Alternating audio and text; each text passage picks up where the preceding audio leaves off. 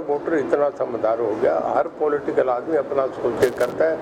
कोई आज समझ रहा है कि कांग्रेस कहीं फाइट में नहीं है।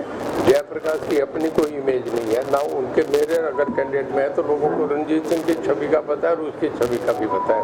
दूसरा, अगर नेशनल सीन पे देखें तो मोदी साहब के बराबर कहीं भी राहुल गांधी खड़े नहीं होते। सर, कांग्रेस प्रत्याशी जयप्रकाश ये कह रहे हैं कि हमारा चुनाव कांग्रेस को लड़ने की जरूरत नहीं है, जनता हमारा चुनाव लड़ रही है। जयप्रकाश जैसे आदमी के लिए जनता चुनाव लड़ेगी। जयप्रकाश नारायण है क्या? वो क्या बात है? कहाँ पीदी का शोरबा? कोई मीडिया के लोग हो, कुछ बात तो। जयप्रकाश जी कहते हैं कि सर सबको पीट दिया, सरपंचों को पीट दिया, ओल्ड पेंशन स्कीम वालों को पीट दिया, किसानों को पीट दिया, आशा वर्कर को पीट दिया, अब वोट की उम्मीद किससे कर रहे हैं? मैं नहीं मानता कि किसी को पीट दिया। देखिए, मैं हरियाणा की बात बता रहा हूँ, मेरा नहीं है। नीति आयोग जो सबसे बेस्ट फाइनेंशियल इंफ्रास्ट्रक्चर देश का, उसने ये कहा कि जो बड़ी स्टेट्स हैं उसमें Haryana is the second fast growing state.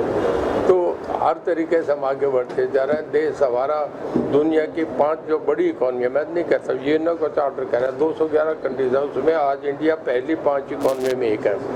और जो आर्मी की जो सबसे बेस्ट आर्मीज हैं उनमें हम वर्ल्ड की 4 आर्मी में इंडिया ही गिना जाता है।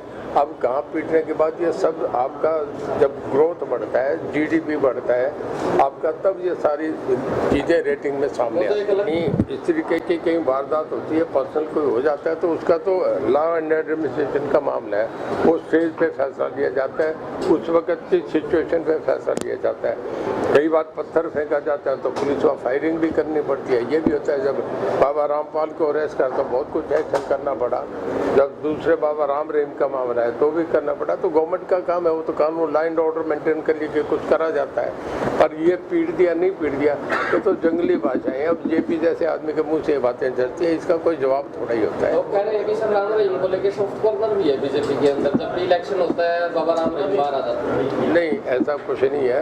हर आदमी का अपना हक है, उसे पैरोल और फरलो उससे मिलती है। मैं जेल में से मुझे पता है, अप्लाई करते हैं, कोर्ट से उन्हें बेल मिलती है, डीसी का यहाँ बॉन्ड भरा जाता है, हमें उनके ऑर्डर आ जाते हैं, उस ऑर्डर को हम नहीं रोक सकते। हमें हमारा काम है उस कॉरिडोर में उसकी सुरक्षा देखना, उसका खाना देखना, उसकी सेहत देखना। जब अंदर आएगा तो हमारी जिम्मेदारी है, बाहर जब लेके जाए तो उस ऑर्डर पे जाता है, कोर्ट के ऑर्डर पे कहीं लेके जाए वो एडमिनिस्ट्रेशन वो संभालता है, हमारी कोई जिम्मेदारी नहीं है। आपका वोट कहाँ पर है?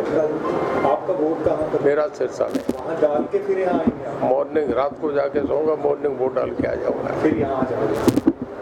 तो सर अभी उसका बना रहेगा है जी, हिसाब में चुटाला उसका बना रहेगा।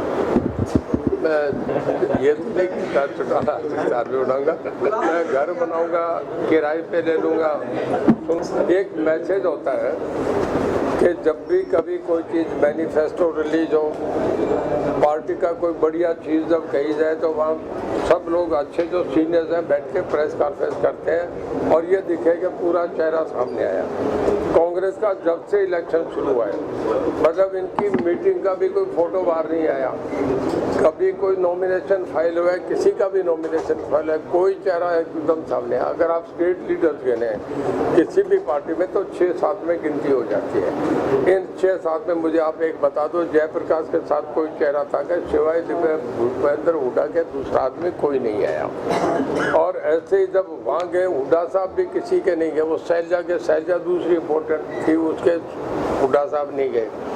आज भी मुझे किसी ने बताया कि शैलजा ने प्रेस कॉन्फ्रेंस करके कहा, जब उन्होंने पूछा लोगों ने कि जी आप यहाँ किसका समर्थन कर रहे हैं, कहता है मेरे से कोई समर्थन मांगने बिना मांगे मैं किसी को समर्थन दिया नहीं करती, ये कोई सवाल नहीं, अब इसे खत्म करो, ये कह के गई। आज भी मुझे किसी का मीडिया वाले का ही फोन आया। कांग्रेस की तो इतनी गुटबाजी है कि यहाँ तो सब बहुत सिर फुटबॉल हो रहा है, पता नहीं क्या होगा। कांग्रेस अपने आप ही कांग्रेस को हराने में लग रही है, हमें ज़्यादा मेहनत करने की जरूरत है। हमें तो वैसे मोदी साहब के गुडविल के वोट मिल रहे हैं। लोग अपने आप जो स्कूल होता है उसमें 3 साल के बच्चे को भेजा जाता है ताकि पेरेंट्स से अलग रह के वो स्कूल की आदत बन जाए उस बच्चे की। वहाँ पढ़ाया नहीं जाता, वो प्ले स्कूल में गेम खेलता रहता है, पर उससे घर वाली एब्सेंस ना फील हो। उन बच्चों से भी पूछो कौन बनेगा, वही कहते हैं मोदी बनेगा। तो एक ऐसी देश की आवाज़ बनी। मैंने कभी भी किसी चुनाव में यूं नाम लेके कैंडिडेट का नहीं देखा, कभी भी नहीं देखा। हमसे जुड़े रहने के लिए हमारे YouTube चैनल को सब्सक्राइब करें और नई वीडियो की नोटिफिकेशन के लिए बेल आइकॉन को दबाएं। अगर आप ये वीडियो Facebook पर देख रहे हैं तो लाइक जरूर करें और ज्यादा से ज्यादा शेयर करें। धन्यवाद।